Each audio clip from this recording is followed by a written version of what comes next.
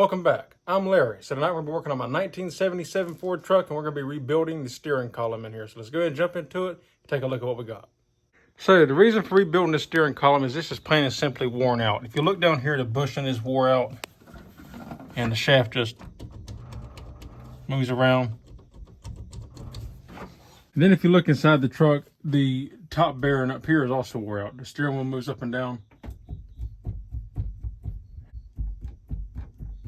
So you see it's got play in it, and the turn signal switch is also messed up. So this steering column just needs a complete rebuild and freshening up. Something else to notice is that 76 and older will have this firewall reinforcement bracket where you see the bolts in here with a clamp that holds the steering column to the firewall.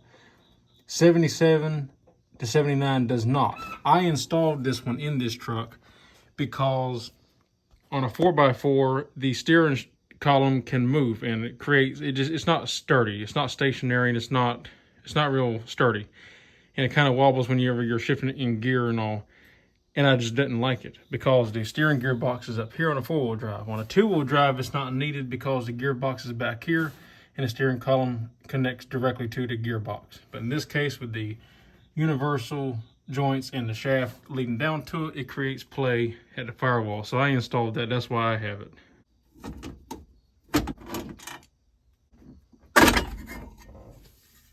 Now we're going to remove our 4 3/16 bolts.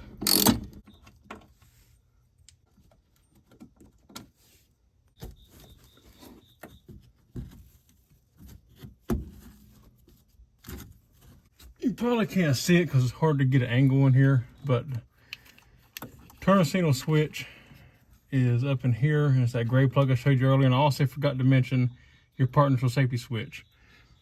On 73 to 77, the part neutral safety switch is attached to the steering column up here. 78 and 9 is down on the transmission like you find on cars. But there's a plug up here that you have to follow these wires to and unplug. It'll be this plug right here. It's a 4-pin plug. It's supposed to be a tab, but it looks like this one is broke on this one, so it'll just pull apart.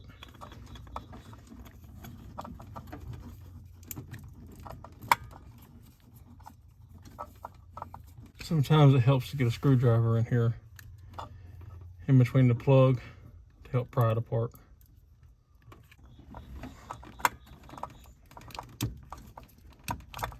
Oh, there we go.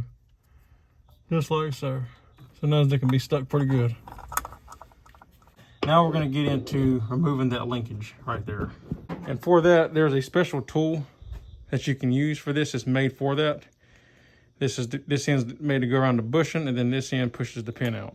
Now you can use a pry bar up in here if you don't have this tool, but the tool just makes it easier.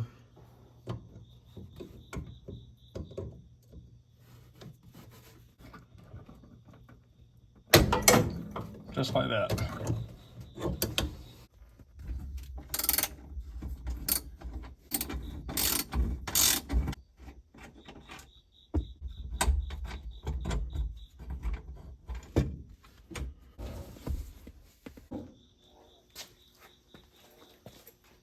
Okay, so we got the steering column out. This is great. So now we can begin the process of tearing this steering column completely apart. We're going to take it completely down to nothing but a shell. It's going to be nothing but a tube, a shift collar. It's going to be all in pieces. Since this is already loose, I'm going to start with the turn signal switch. And next I want to go ahead and remove the steering wheel. I should have probably done it while it was in the truck, but it's not a big deal. We can do it now. So we've got to remove the horn button first and horn pad. To do that, we got 2 screws, one over here and one over here. We got to remove them.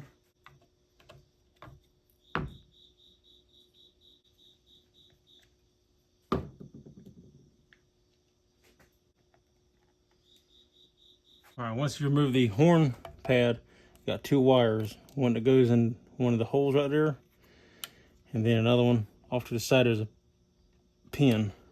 There's a spade connector right there.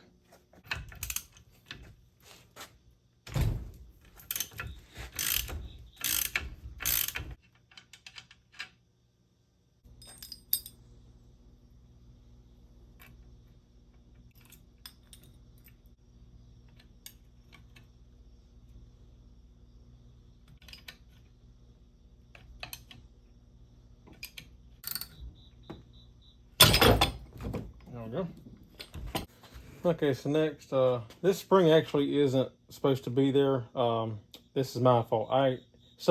The older vehicles had a spring sometimes. Cars, I put this in here thinking it was missing. I had forgot it. Don't use one, but it didn't hurt nothing, but it's not necessary on these trucks. Okay, so the next thing is we want to remove this turn signal switch. You have 3 screws. Supposed to be 3. One's missing, so we're going to have to put that back whenever that time comes when we go to reinstall it.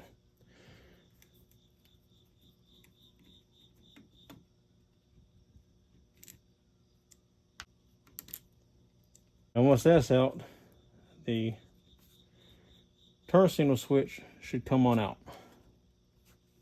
Oh, I forgot. There's one more I almost forgot about right in here. It's right there.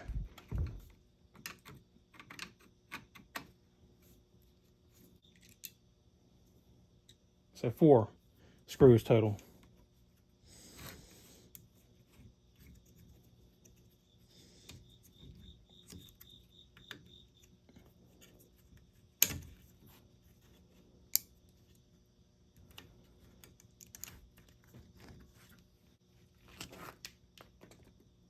So before we can pull this switch out, we have to take our wires out of this plug here. Now to do that, the best thing to do is to take a picture of this so you know exactly where each wire goes. You can see there is no markings on this plug to tell you where they go. So I always recommend taking pictures of it from both angles and several different sides so you can put the wires back exactly how they're supposed to be. So how you remove these is you have this red tab in here. This red tab just presses in. You want to pull it out.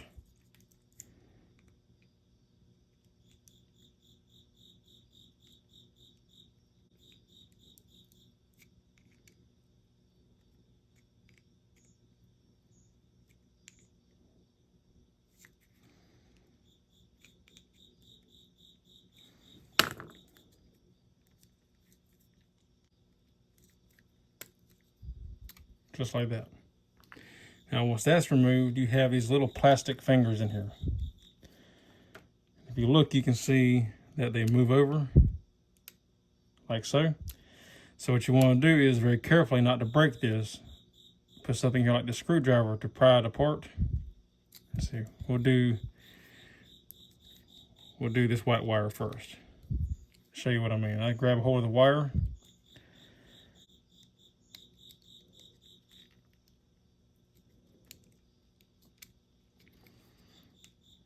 And just pull the wire straight out like that. And that's all there is to it. And you gotta do that for every single wire in here.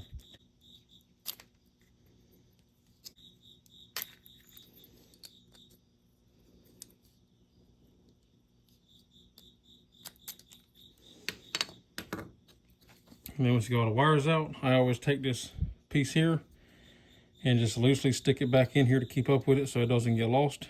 I don't push it all the way because it's kind of tight to get out. And you don't want to take a chance on breaking it, but just hold on to it. Okay, I'm gonna take this stupid cover that somebody put on here off.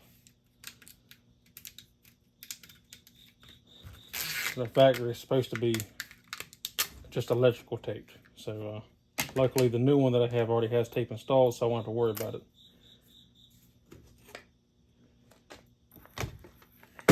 Now we can pull this out. And wires will simply just come out of the tube like so.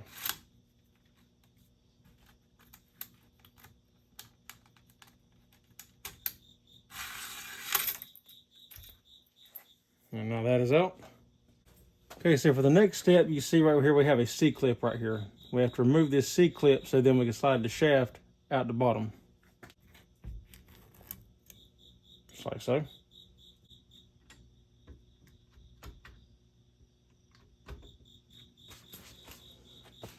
So we're getting hung up on something, might be that bushing down there, but this is your upper bearing right here. So this one here is wore completely out.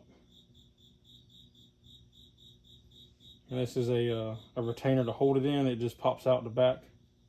If you were at it just slides over it essentially like that. But I got a brand new one of these too, make it all nice and fresh.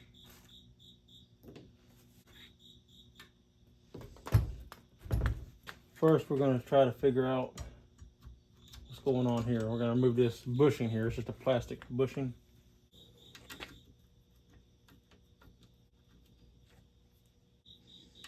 And these are not factory, but these bushings are known to fall out when they start getting wore on. So that's probably why somebody did this.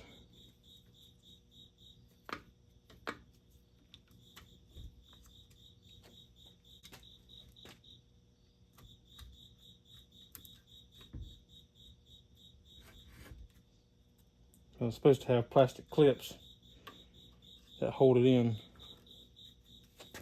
on the sides, like that one right there.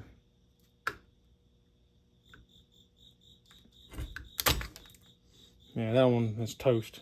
I don't really know what the differences are exactly, but in 76 these were black. In 77 they went to white. Not really sure what the difference exactly is, but you know.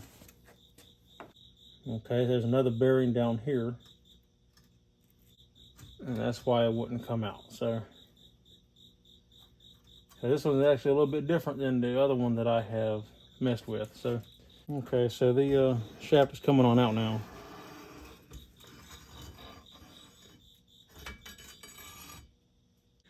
And this shaft actually looks very, very good. I've seen some of them have a wear mark in it, where when they start wearing out, they are riding up against the actuator for the partner safety switch. This one doesn't have a mark on it anywhere. It's a little dirty, but other than that, it is perfect. So that's good to see. You can see here on this other shaft I got, it's out of a 2-wheel drive, and you can see that groove I'm talking about right there, how it wears in it. And the only way to fix that is to weld that groove up and then grind it down smooth again. That's the only way to fix that. Quick little tip is if your bushing doesn't want to come out, I'll show you on this other steering column that I got. You can take a screwdriver in this slot here and push it out, and then it'll come right on out. So for those of y'all, I just answered my own question here.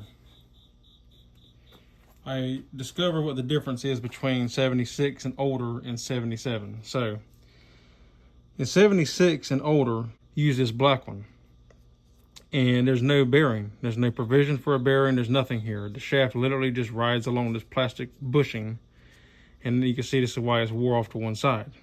77, they went to this style here, and every 77 I've ever seen had this white one, and it's made like this. And the reason why is these are actually made to have a bearing. So they did improve it in 77. They have a bearing on the bottom part of the shaft that goes down in here, as well as the top part of the shaft where you see it, let's take it off. So, and that would explain why there's a bearing down here, because I knew when I took this one, this is a spare one I had laying around. When I took this one apart, it didn't have a bearing. This one's got a bearing down here, and this retainer would have originally went in here and been held in with these 3 plastic prongs. So that's interesting. I learned something new that I always wondered about. So that's pretty cool. Now we've got the shaft and all pulled out. A little fun fact, you can actually take this off before you pull it apart if you do it like this. Now, you can only do it on 4-wheel drives like this.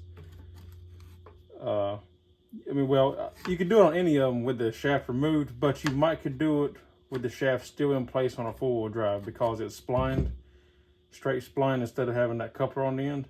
So you could do it without taking it apart, but without pulling the shaft out, I mean. But you definitely got to pull the shaft out on 2-wheel drive to get it off. And next we're going to remove our part neutral safety switch. You got 2 5/16 bolts, one here and one here. We're just going to take them out.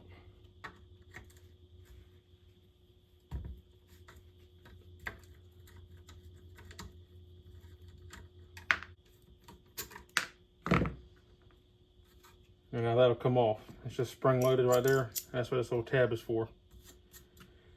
And to keep up with these for now, I'll put them back in the tube. When I get ready to paint this, I can remove them or leave them in there and paint them with it. But I'll probably remove it because they're supposed to be bare metal, zinc plated.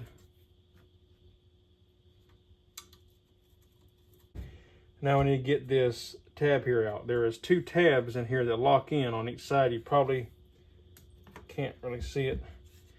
It's hard to get in here and see it, but there's a tab on this side There's an alignment pin in the middle, and then another tab on the right side there that it locks into the inner tube. I'll take like a screwdriver and try to just very carefully pick it up out of this slot that's in here. Just like so. And then I'll come out just like so. Now you can see what I was talking about. You got that alignment pin and then 2 clips on each side that hold into the inner tube. Make sure you don't lose that. One more thing I almost forgot about is up in here, we got to remove this screw up in here to take this cover off.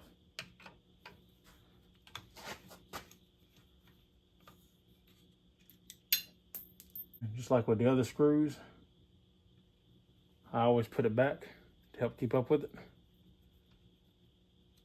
So for the next step, we're gonna take it apart, but you want to set it on something because you got your shift fork down there, and you can't set it just flat on the ground because that'll get bound up on the ground. So you need something to set it on where that can hang lower than the shaft.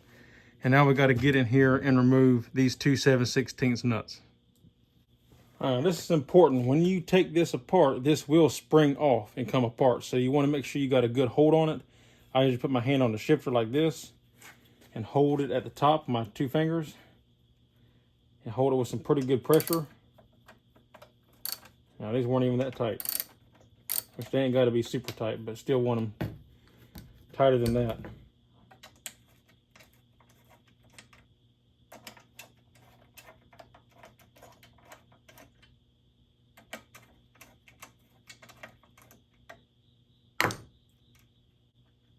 And you don't have to actually take the nuts all the way off. Like when we install it, we won't, but to take it apart, it's easier too.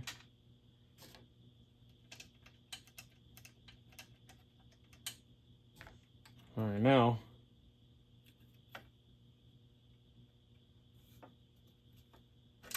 this one here ain't springing. The spring might be broken inside. So that comes off just like that.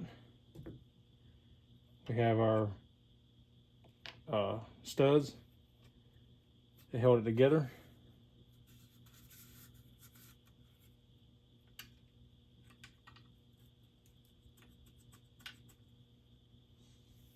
Don't forget your pointer.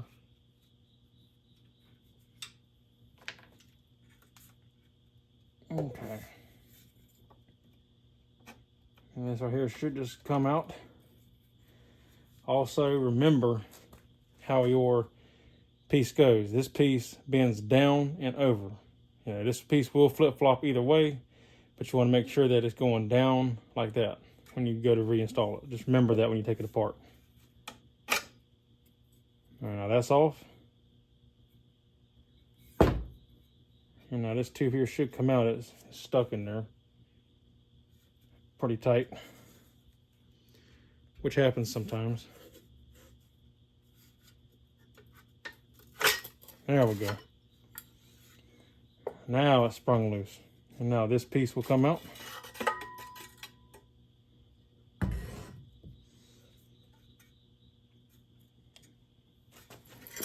And then our shift lever will come out. Shift fork. And actually, I told you wrong. It won't go but one way because I forgot it has that. I thought it was more of like a D shape, but I forgot it has that locking piece in there, that tab. So it will not go. It will not go but one way, so you can't get it wrong really. If you flip it upside down, it won't line properly. But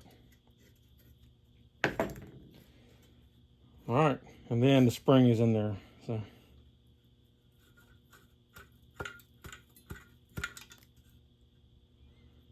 piece of it's part of the arrow.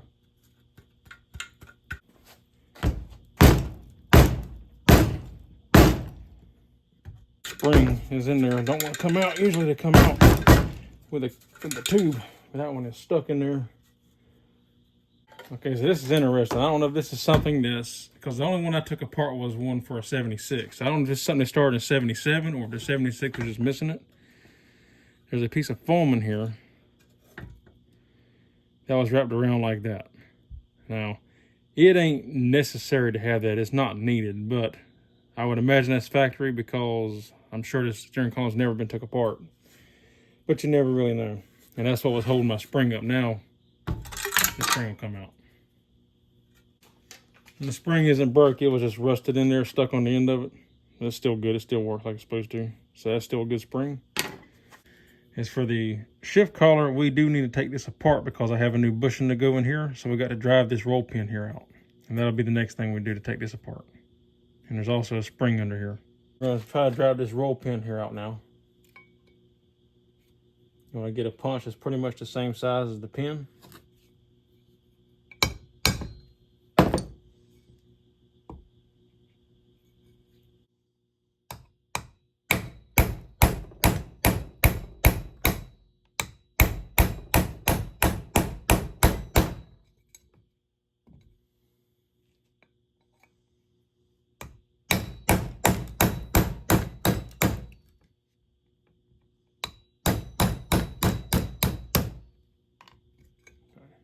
Pin it up.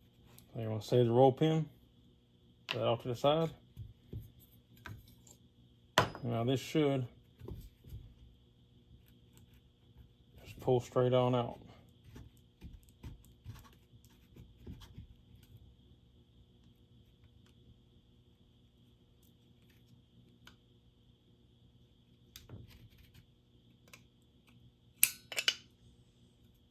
There's a little spring-loaded plunger in here that you're gonna have to get it worked past.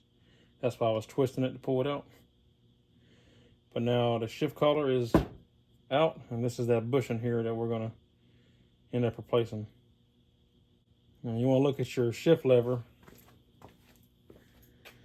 and make sure that it's not damaged any. Like right here, this is what holds it in place on that cap part here, right up in here. It would go, you know, when you look at it, it's like that in the truck.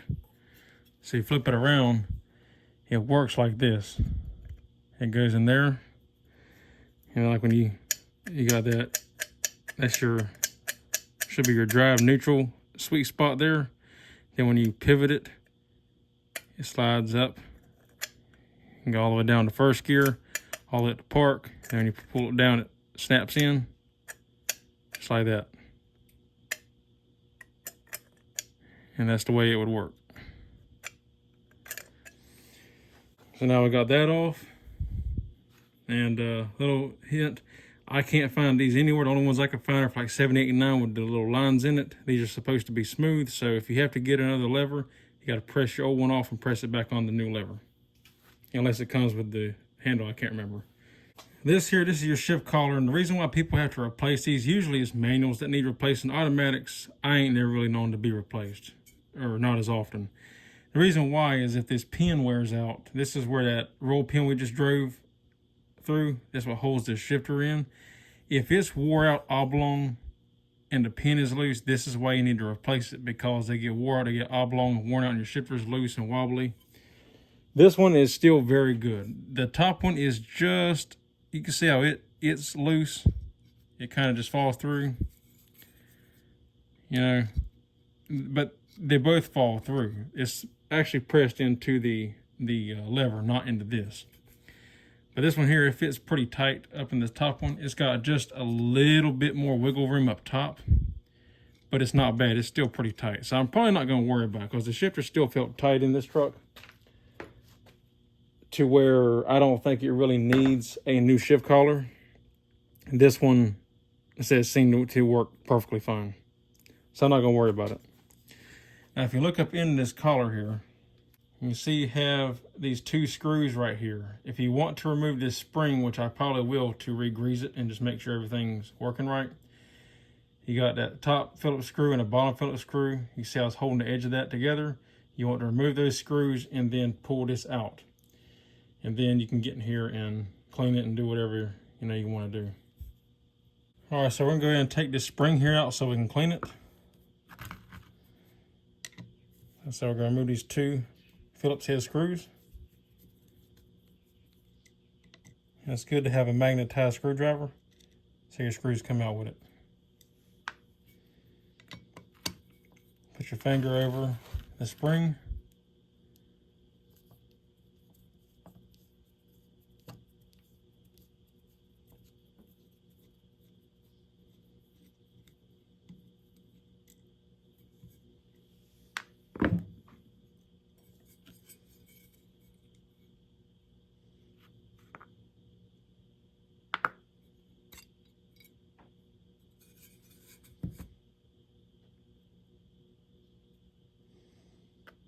This is how this goes. Just like so. And then there's one more spring up in here that we got to get out. It's a bigger spring. Just like that. And it all goes together just like that. So make sure you don't lose any of these parts. We're gonna clean all that up, and then we can get in here and grease this. When we clean it up and everything, we can re-grease everything and make it all work like brand new. Okay, so I got the outer and inner tube cleaned up. I ran these through my sandblaster and got them stripped completely of paint. I taped this off. It's not really necessary. I taped it off because this is where that collar fits into. This collar here, it fits in there. And I just wanted to make sure that it still had a good fit, that it didn't remove any material and make it a loose fit or anything. But the rest of it I cleaned up and looks very, very nice. Same thing with this one here. I'm gonna wipe it down with some alcohol before I paint it. But what I'm working on now is, one thing we're gonna be installing is one of these bearings here I picked up from Jeff's Bronco Graveyard. And it goes in the bottom here and eliminates that plastic bushing or plastic retainer with the bearing in it.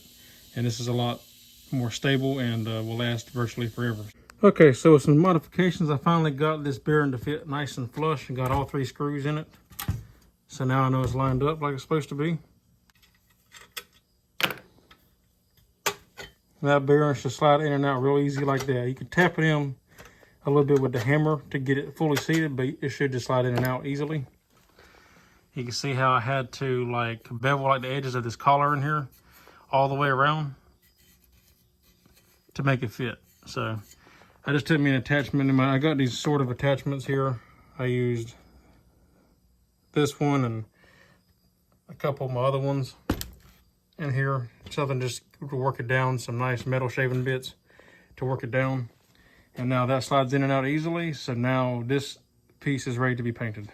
So I got everything cleaned up now. So like I said before, the tube's ready to go. That's good to go. I cleaned this up, threw this in the sandblaster, cleaned it up. Got all the grease out of it and everything with some carburetor cleaner. That looks good. I cleaned the spring up, made it look new again, and then cleaned this up as well. And so now that all looks great. So now it's just a simple matter of wiping all these parts down, except for that I'm not gonna paint that, but wiping all these parts down with some alcohol to get any dirt or oil from handling it off, and then hang it up and put some paint on it. All right, since we got everything tore apart now and cleaned up and prepping for paint to get ready to be reassembled, I'm gonna go ahead and paint and do all that off of camera, and then we will come back for a part 2 on reassembling the steering column, because this video is already getting kind of long. So be sure to stay tuned for that. If you like the video, give me a thumbs up. I'd appreciate it. If you're not subscribed, consider subscribing. You can now become a member. Link is in the description. And that's all there is for this one. So stay tuned. Till next time, I'll see you in the next one. Take care.